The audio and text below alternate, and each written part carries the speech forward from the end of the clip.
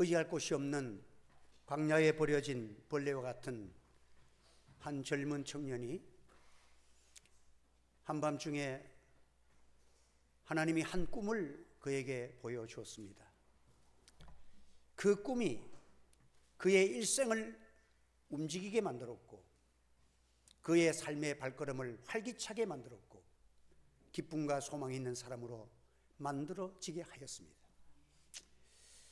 오늘 주의 주시는 귀한 말씀 속에서 하나님이 주시는 비전의 말씀이 오늘 저와 여러분 우리 하늘지의 교회를 움직이고 여러분의 삶에 활기찬 신앙의 삶을 움직일 수 있는 능력의 역사가 일어나기를 주님의 이름으로 축복합니다. 지루하고 힘들고 고독한 사람들이 살맛 나는 움직임은 무엇이라야 될 것입니까? 누군가 내가 특별한 사랑을 받고 있다. 그 사랑하는 사람이 나와 지금 함께 하고 있다. 사랑을 받고 사랑을 느끼고 사랑 속에 있는 사람은 감사가 나오게 돼 있고 기쁨이 터져 나오고 아무것도 달라지지 없는 광야에서 뻘떡 일어나서 하나님을 향하여 찬송 부르는 기쁨의 환희가 솟아나는 이것이 복음이요 하나님의 은혜인 줄로 믿습니다. 우리 예수님께서도 복음을 전하다가 어려움을 당할 때에 제자들이 다 떠나갔어요. 예수님께서 제자들을 향해서 물으십니다. 주변의 사람들이 많이 군중들이 떠나가고 소수의 제자들이 모였을 때 너희도 가렸느냐? 너희도 떠나갈래? 라고 묻습니다. 이럴 때에 베드로가 영생의 말씀이 주께 있사오니 내가 어디로 가리이까? 그 예수님이 누구신 줄 알고 그 영생의 말씀이 있는 곳에 사는 것이 인생이지. 이게 대한 분명한 고백을 가지고 그러면 너는 나를 누구라 하느냐? 주는 그리스도시요 살아계신 하나님의 아들이십니다. 너희 위에 내가 교회를 세우고 천국문을 열어주겠다. 교회를 통해서 천국의 문을 열어주시겠다. 오늘 교회가 무엇인가? 오늘 교회는 베델입니다. 한마디로 말하면 하나님을 만나는 장소고 하나님의 사랑을 느끼는 장소가 교회인 줄 믿습니다. 술라이 엘마라는 신학자는 어떤 신학도가 불쑥 질문을 던집니다. 신학생이 선생님, 교수님, 교회는 한마디로 정의한다면 무엇이라 할 수 있습니까? 라고 물었다는 거예요. 그래서 한참 생각했다가 그가 대답한 말이 전적으로 의지할 수 있는 느낌과 확신을 주어지는 것이 이 공동체가 교회다 라고 설명을 했어요. 그렇습니다. 오늘 우리는 교회는 전능하신 하나님을 만나고 이 주님을 만난 자들의 기쁨과 은혜가 위로가 되어지고 격려가 되어지고 서로의 기도와 삶 속에서 위로를 받는 이런 의지하고 함께할 수 있는 공동체, 아름다운 하늘지의 공동체가 되기를 주의 이름으로 축원합니다. 우리가 하나님의 놀라우신 사랑을 받고 날 위해서 하늘 영광 버리시고 이 땅에 오셔서 피 흘려 구속하신 그 주님이 지금도 살아계셔서 성령으로 지금 나와 함께하고 계신다는 이 확신이 있으면 여러분의 얼굴이 기쁨으로 변해야 될 줄 믿습니다. 여러분 마음속에 평화가 오고 기쁨이 있어야 돼요. 그래서 기쁨을 받으면 교회는 은혜가 넘치는 사람은 잘 웃습니다. 말도 부드럽습니다. 그래서 말이 좀 거칠어지면 이 사람은 지금 은혜가 떨어져 건드리면 안 돼. 그 사람은 지금 하나님의 은혜가 신앙이 있는 것 같아도 말만 들어보면 이게 지금 상태가 조금 안 좋은 불량 상태구나.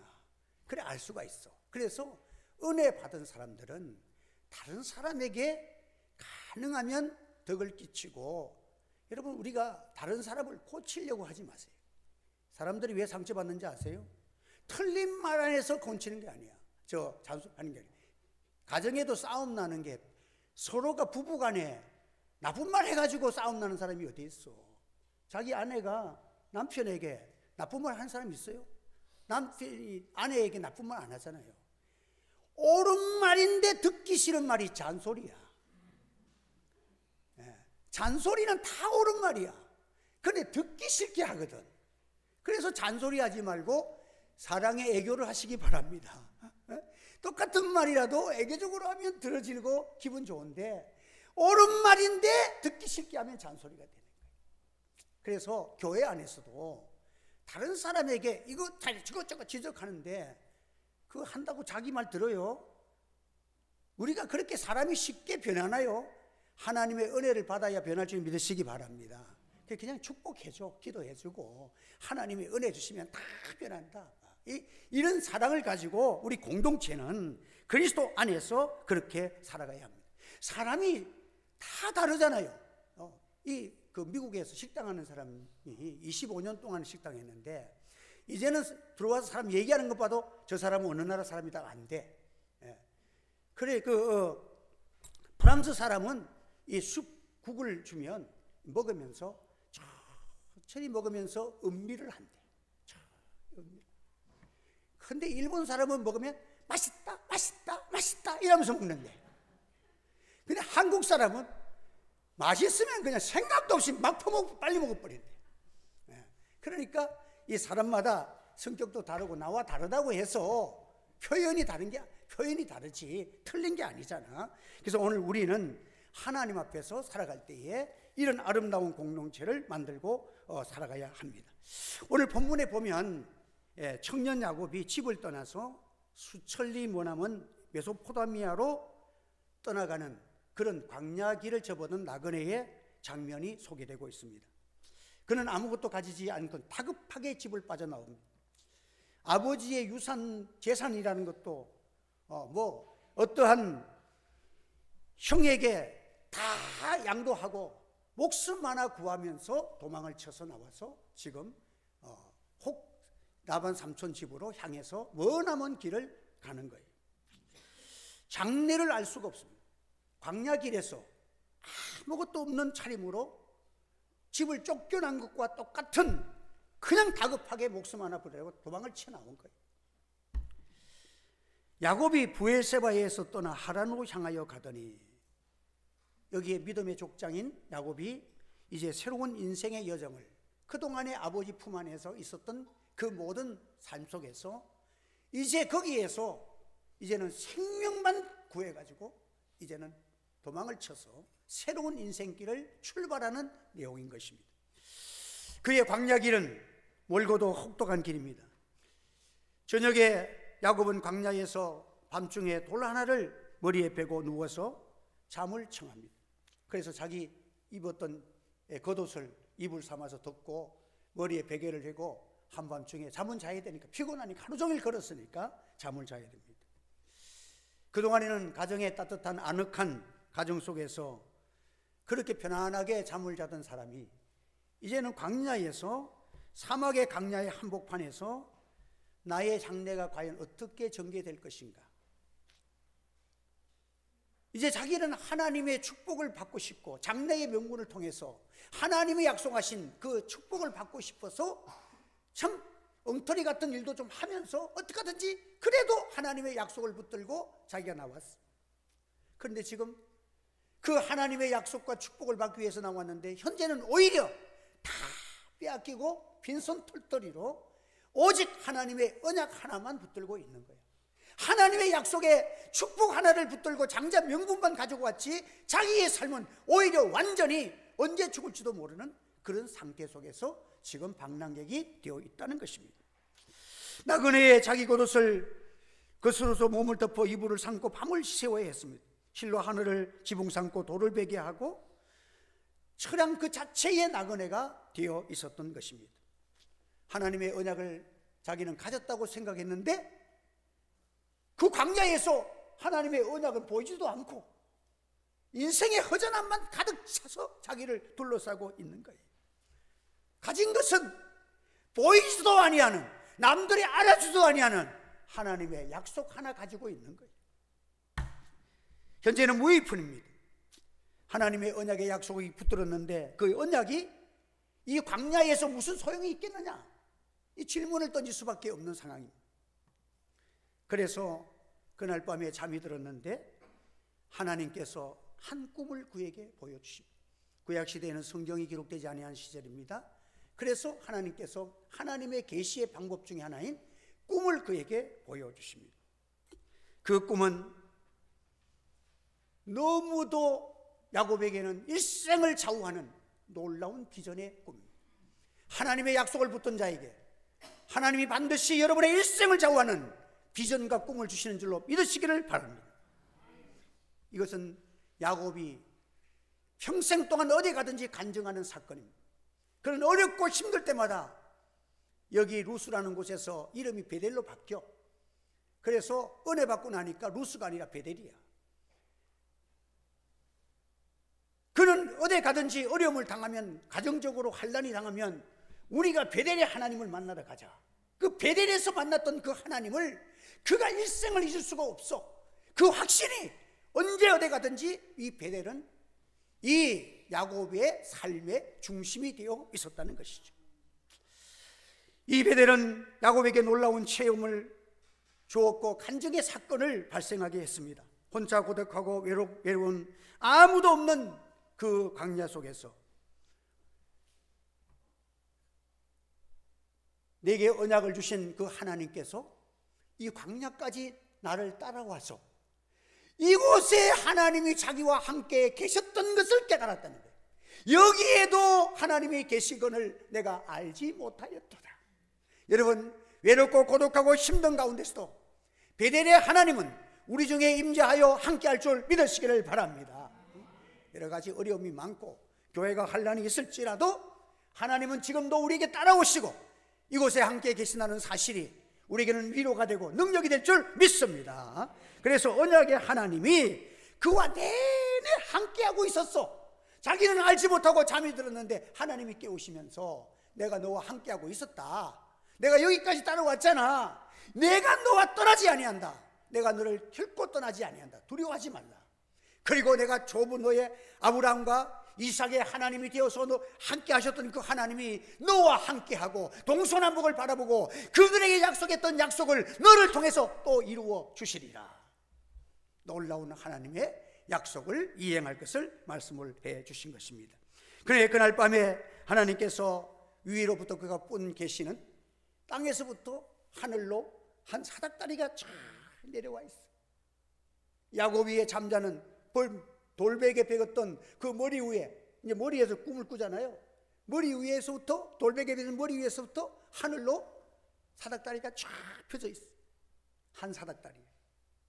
그 사닥다리가 위에 천사가 오르락 내리락. 오늘 이 자리가 어떤 자리예요? 지금 야곱은 벌레 같은 존재와 같아요. 여러분, 광야에서 아무것도 없는 인생, 짐승이 울음소리가 들리는 그 광야에서 언제 죽을지도 모르는 그런 벌레같이 잠든 사이에 맹수가 와서 물면 어떻게 잡아먹으면 잡혀먹겠지.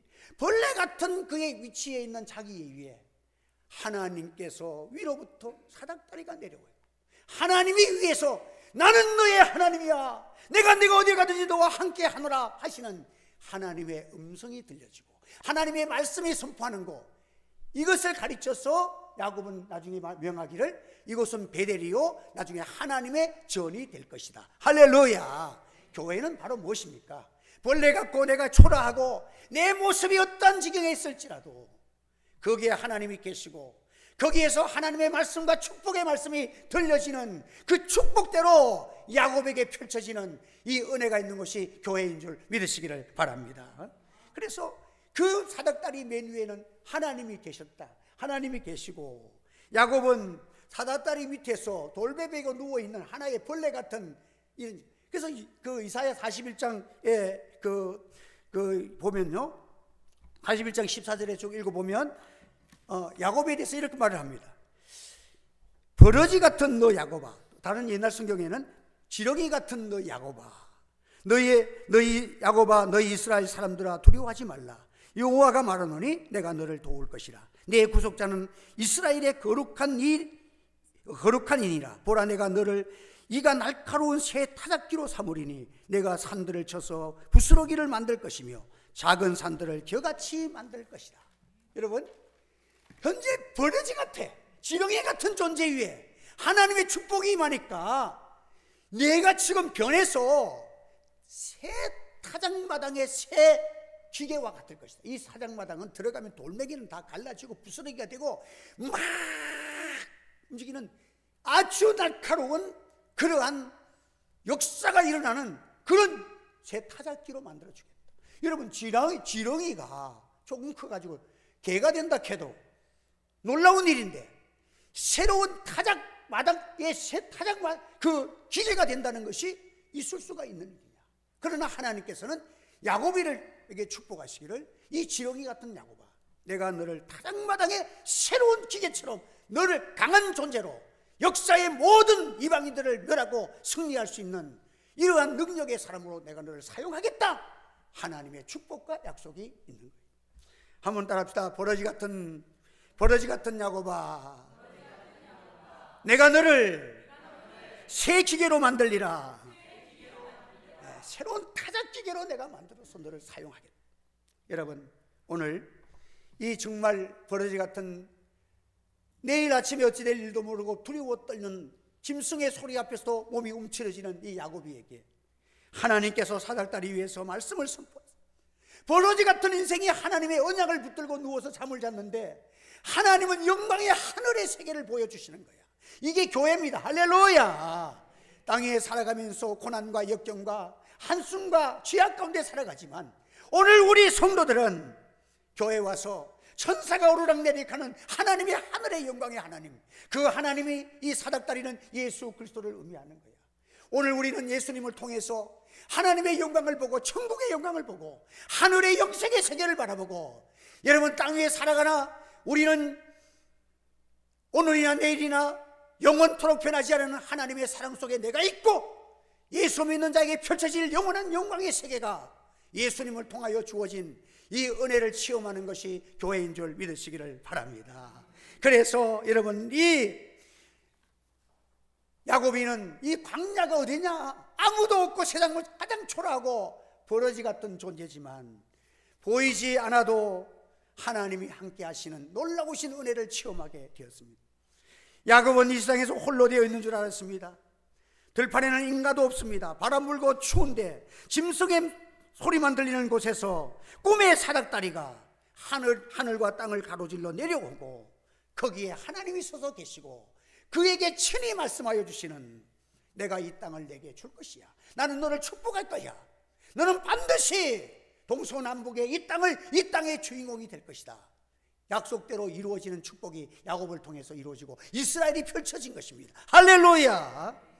한번 답해. 하나님은 보이지 않아도 나와 함께 하십니다.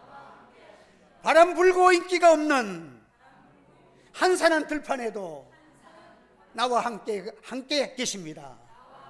믿습니까, 여러분들? 이것이 바로 임마누엘의 신앙으로 변한 거야. 관념적이고 그냥 하나님을 믿고 살았던 야곱이가 이제 광야에서 베델에서 친히 나와 함께 하시는 하나님의 성령 체험을 그가 거기서 했던 거예요. 나의 현실 속에 내가 어디에 서 있든지 이곳에 하나님이 나와 함께 계십니다. 이 확실한 신앙관, 임마누엘의 신앙관이 서졌던 것입니다. 즉 이제는 그 전에는 살다 때 여기가 루스구나, 루스로 살았던 사람이 이제는 루스가 아니라 이곳은 베델이다. 하나님이 나와 함께 하시는 것이다. 지난 주일에 은혜 받기 전에는 그냥 가정 가면 그냥 매일매일의 가정생활이고 따분한 생활이고 그런 생활인데, 성령 받고 가정에 들어가니까 전체가 하나님의 은혜고 하나님께 감사할 것이고 찬송의 세계고 베델로 변해지는 것이 은혜의 생활인 줄 믿으시기 바랍니다. 이 은혜가 여러분 가운데 펼쳐지기를 주의 이름으로 축원합니다. 내가 루스로 살아가느냐 베델로 살아가느냐, 오늘 여러분들이 생각하시고 베델의 역사가 일어나기를 바랍니다. 여러분들, 하나님의 약속의 말씀이 내게 들려지고 이 약속이 나에게 주시는 말씀이고 내게 축복의 말씀이고 이것이 내 현실 속에 반드시 이루어지는 능력의 말씀인 것을 내 속에부터 빛이 생겨지고 어두운 강야 속에서 누가 뭐라더라도 그의 속에는 확신이 생겨지는 은혜. 이 은혜가 무엇인 은혜입니까? 그냥 신비한 체험하고 끝나는 게 아니야. 요즘 가짜 이 이단들은요, 신비한 체험하게 가지고 그것이 하나님께서 무슨 특별한 은혜. 교회는 하나님의 음성, 말씀을 듣는 곳으로 여러분의 신앙이 정립되기를 바랍니다. 하나님의 말씀을 듣고 내가 너와 함께 하노라, 이 음성 듣고 일어서는 것이지 환상 보고 일어나는 것이 아니야. 하나님 앞에서 은혜의 체험은 반드시 하나님의 약속의 그 말씀이, 아브라함과 이삭과 주셨던 그 약속의 말씀이 오늘의 나의 말씀으로 들려지는 것이 바로 이 베델의 축복이라는 거예요. 많은 사람들이 말씀보다는 신비한 경험을 더 중요하게 하고 잘못하면 이단과 사이비에 빠지기 쉽습니다. 체험의 믿음이라고 생각하지만 그것은 믿음이 아니에요. 진정한 믿음은 하나님의 말씀을 믿어지는 것이 여러분들의 참된 신앙인 줄 믿으시기를 바랍니다.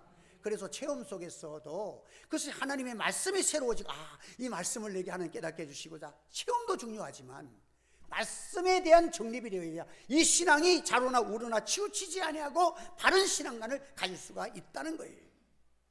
그래서 미지의 땅에서 의지할 분은 하나님 한 분이십니다. 아무도 사람도 의지할 곳 없고 황량한 미지의 땅으로 보내진 것은 나를 방황하기 위함이 아니요, 하나님 한 분을 의지해도 하나님의 약속이 있는 곳에 나의 생애 전체에 축복이 쏟아지는 은혜가 있다는 것을 깨닫게 하는 것이 베델의 역사라는 사실을 우리에게 말씀해주고 있는 것입니다. 그래서 여러분들 사닥다리에 계시는 땅과 하늘을 연결하고 있는 사닥다리, 하나님의 사자가 왕래하는 사닥다리, 하나님께서 역사하시는 사닥다리, 하나님은 일하고 계십니다.